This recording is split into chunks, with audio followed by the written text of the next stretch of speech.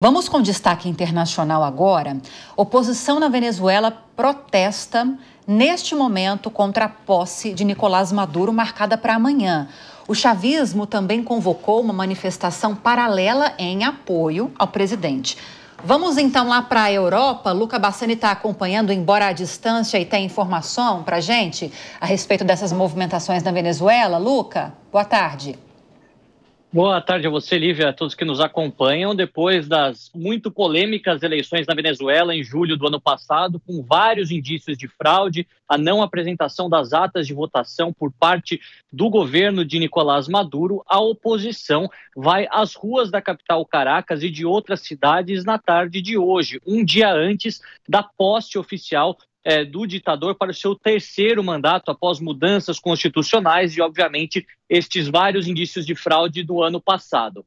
A oposição disse que em pelo menos 4 pontos da capital se juntará às diversas correntes da oposição, inclusive com a presença da principal voz, Maria Corina Machado, que está na clandestinidade desde as eleições, mas disse que vai sim se juntar ao povo venezuelano nesse esforço democrático para mostrar sua insatisfação com Nicolás Maduro e provavelmente pressionar o governo. Ao mesmo tempo, aqueles ligados ao bolivarianismo, ao chavismo, também disseram que vão se manifestar em pelo menos 2 pontos da cidade que já estavam marcados para atender a oposição. O grande temor é que isso possa significar, mais uma vez, um confronto dos policiais e das forças do governo à população civil, prisões arbitrárias, além, é claro, de mortes, que infelizmente também aconteceram no ano passado, quando pessoas se manifestaram logo em seguida às eleições.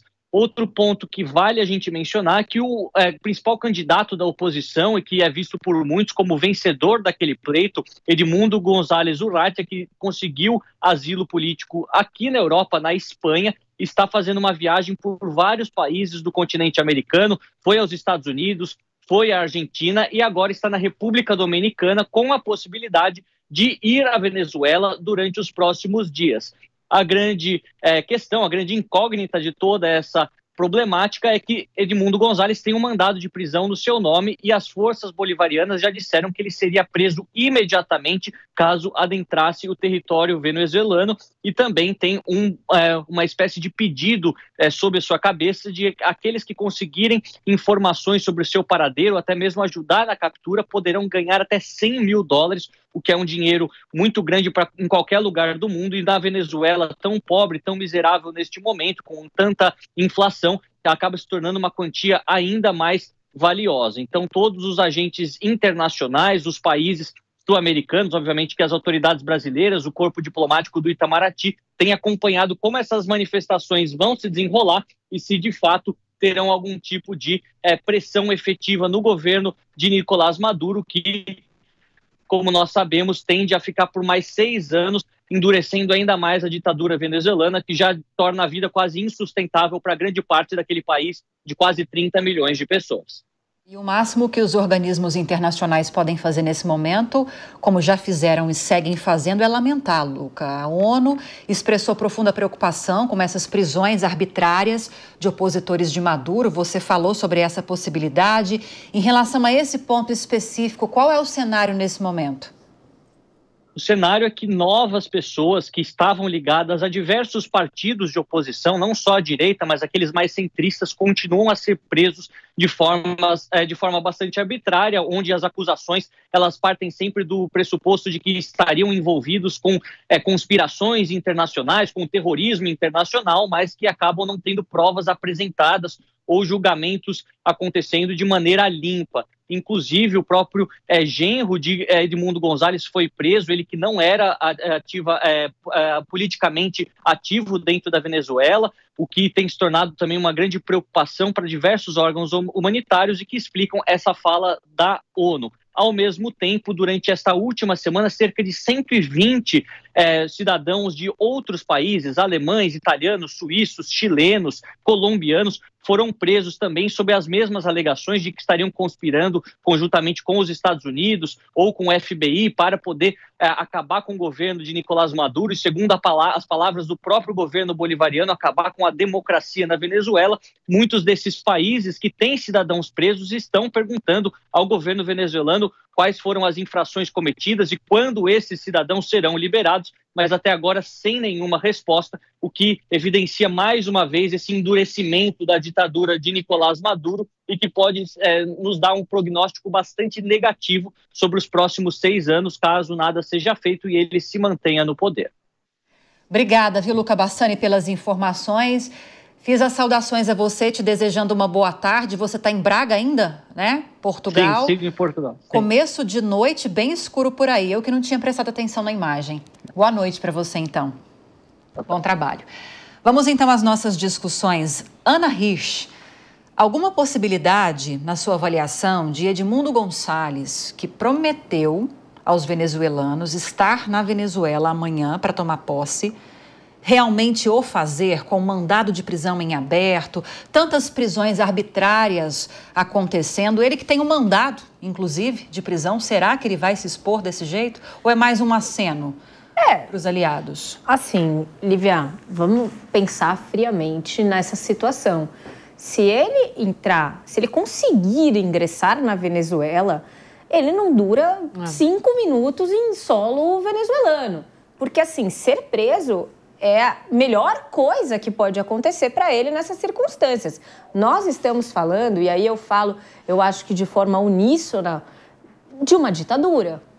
As pessoas são presas politicamente e não se sabe o que acontece depois disso com elas. Então, ele estaria se expondo a um sério e concreto risco da sua própria vida. E assim, qual seria o ganho dele com isso? Tudo bem, a mobilização popular, mas a gente já viu que isto não é suficiente para conseguir tirar Maduro do poder. Porque teve toda uma pressão internacional, uma pressão nacional, a população contra, e mesmo assim ele continuou lá como se nada tivesse acontecendo e está programando a maior festa para a reeleição que nunca aconteceu. Então, assim, o que ele vai conseguir voltando para a Venezuela nesse momento? A não ser se tornar um grande mártir de uma democracia que claramente não existe. Se fosse comigo, por mais amor que eu tenho ao meu povo, eu não arriscava a minha vida assim, não. A gente sabe da vulnerabilidade econômica da Venezuela e muito dessa vulnerabilidade tem justificativa nas políticas econômicas e sociais conduzidas nos últimos anos pelo Nicolás Maduro. Não só, mas tem também esse elemento muito importante. Mais 6 anos de Maduro, o que esperar da economia venezuelana?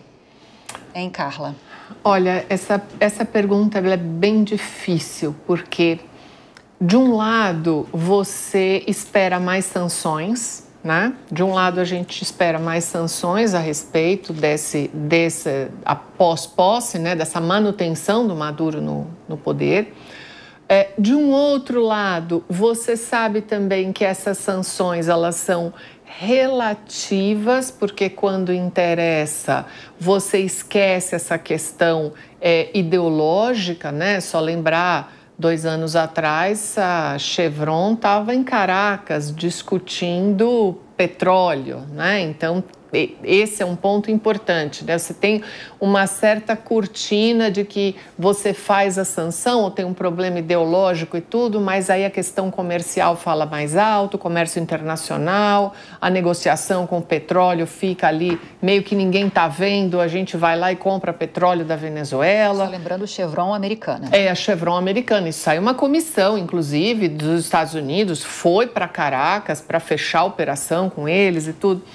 Então, isso é uma preocupação que também expõe, como foi bem dito aqui, a ONU e os outros órgãos internacionais, né? O que eles podem fazer? Se vocês pararem para reparar, eles estão podendo cada vez menos, né? Tanto a ONU quanto a OMC, a Organização Mundial do Comércio e tudo. Esses grandes organismos multilaterais pós-guerra, digamos assim, eles estão podendo cada vez menos. Então, é algo que a gente não tem muita ideia do que vai acontecer agora com essa manutenção do Maduro no poder. Agora, eu vou ter que concordar com a Ana que ele retornar para a Venezuela me parece, assim, uma sentença. Um né? atentado contra a própria vida. Sim, sim. É evidente que algo vai acontecer.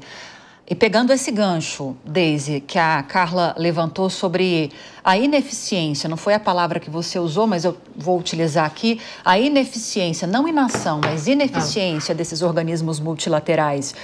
Nada mudou. Eles lamentam a ONU, agora o Luca trouxe informação também criticando essa movimentação lá na Venezuela, essa posse que fatalmente vai acontecer amanhã de Nicolás Maduro.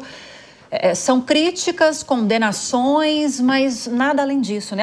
É um exemplo de falência desses organismos, dessa, vamos colocar assim, dinâmica geopolítica que a gente tem hoje? É um belíssimo exemplo, Lívia. Sabe por quê? Porque o que a gente vê aí é uma paralisia desses organismos internacionais. A gente pode falar em relação à ONU, ao FMI, é como se eles estivessem parados no tempo. Então, falta uma adaptação ao que a sociedade moderna tem produzido. A gente estava falando aqui na pauta anterior em relação ao vácuo regulatório que a gente vive. Existe um vácuo também de decisões. É como se esses organismos não conseguissem acompanhar a complexidade desse mundo que é mais multipolarizado, não é mais bipolarizado, né? Então, a gente tem esse processo decisório que acaba ficando estagnado. E o que a gente tem na Venezuela, além dessa tensão geopolítica na América Latina, a gente pode ver alguns outros elementos que são bem importantes. O poder autoritário do Maduro, né? A gente estava falando aqui se o González vai entrar na Venezuela. A chance de alguma coisa dar extremamente errada ela é muito grande. O Maduro ele tem operado num sistema do que a gente chama na ciência política de autoritarismo competitivo. O que é? Um autoritarismo onde ele estabelece algumas normas que podem indicar algum preceito democrático para a população se sentir à vontade. Um exemplo disso é a votação, mas essa votação e esses preceitos democráticos eles vão acontecendo dentro de regras completamente controladas pelo aparelho estatal e militarmente. É isso que acontece na Venezuela, esse autoritarismo competitivo. Então, ele tenta dar um ar de democracia, embora a sociedade civil não tenha embarcado nessa e tenha escolhido pela maioria opositora. A Carla até pode me responder isso, mas a gente andou pesquisando, Carla, teve uma contração econômica na Venezuela muito grande, né? De 75% de 2013 para cá, se eu não me engano. Mas o aparelho estatal informou que houve uma leve progressão, agora teve um avanço da economia. O que a gente entende é que o Maduro ele começa a utilizar isso como sendo um desafio para a Venezuela voltar a crescer. Eu queria saber se houve mesmo, se essa informação ela é real, se essa contração na Venezuela ela diminuiu. Mas, para além disso, a gente tem ali um ponto de inflexão na Venezuela que entra no que a Lívia falou, que são esses organismos internacionais que não conseguem mais interferir. O que deve acontecer agora? A gente estava falando muito do o que deve acontecer nessa era Trump e a partir da posse do Maduro. Maduro deve procurar, como ele vai seguir sofrendo relações econômicas do Ocidente, ele deve procurar um realinhamento com a Rússia e com a China, né, por causa das sanções econômicas que ele vem sofrendo. Mas, diante de tudo isso, a gente percebe, sim, uma falência dos organismos multilaterais em dar uma resposta a uma tensão autoritária crescente na Venezuela, né? Aí eu queria saber da questão econômica, se isso é verdade ou não. Então, a própria checagem dos dados, elas são difíceis. Então, a gente fica meio que com a informação que recebe, que é exatamente a mesma sua, né? A gente sabe da contração e um pouco da melhora, mas assim, se eu disser para vocês, olha, foi feita uma checagem no organismo tal, na instituição tal, eu não tenho essa checagem, mas seguramente o ponto mais importante que você falou é o seguinte, que tem a ver com atualmente a grande discussão geopolítica. Se afastou dos Estados Unidos, se aproxima do outro bloco. Então, a gente se vai se aproximar cada vez mais de China e de Rússia, porque a relação internacional, você precisa, né? Como é que você vai fazer importação, exportação, abastecer a população, uma série de coisas, né? E o mais importante, investimentos, né? Quem que vai fazer investimento? Você precisa ter uma segurança e até uma semelhança, né, para você poder fazer grandes investimentos lá, que é a grande desafio, né? Como é que ele vai conduzir a economia nesses próximos 6 anos? Então, eu acho que a aproximação de um bloco chinês e russo é o esperado, digamos assim. Agora, Carla, até pegando e reforçando esse dado que a Deise trouxe para a gente, de uma economia que nos últimos 10 anos recuou quase 70%. Ainda que tenha havido essa pequena melhora ou essa melhora substancial, a gente está discutindo isso aqui nesses últimos tempos, ainda é uma economia que preocupa aí muito. Ainda que China e Rússia mantenham esse alinhamento e deem essa cobertura econômica para a Venezuela, se o mundo resolver virar as costas para o país, seria o suficiente para mantê-lo em pé? Também é futurologia, eu sei que é difícil a gente... Não sei essa resposta. Essa questão ela é muito boa, porque vai ter a ver com a questão da repressão interna dentro do país durante esses 6 anos, que é o que a gente está discutindo aqui. Porque a repressão interna, para além das questões econômicas, por exemplo, vai dar uma outra problemática para nós aqui na fronteira. Então, quanto que essa posse do Maduro vai acirrar as questões internas de buscar quem é contra o governo e como que isso vai se manifestar. Então, isso também dá uma outra problemática para além da questão financeira, Lívia, e da questão basicamente econômica. Então, mesmo que você consiga contratos, injeção de capital da China e da Rússia, isso pode até eventualmente segurar um pouco a estrutura econômica. Mas como é que vai ficar a sociedade pós a posse do Maduro agora, como a gente está vendo, a oposição, e como é que isso vai dar um impacto em saber se as pessoas vão querer ou não continuar lá, ou poder ficar lá. Vamos observar nos próximos dias, e no próximo dia essa movimentação já começa a ficar mais clara para a gente. Amanhã, posse de Nicolás Maduro, dia 10. A posse Vamos então... Saiu. Oi, Ana? A posse de onde ele nunca deixou. Ele não está tomando posse de nada, ele já está lá emitido na posse. Vamos mudar então, você tem razão. Você tem razão. O cara já fincou os pés lá, só sai... A manutenção, então, de Nicolás Maduro no poder melhorou? Melhorou.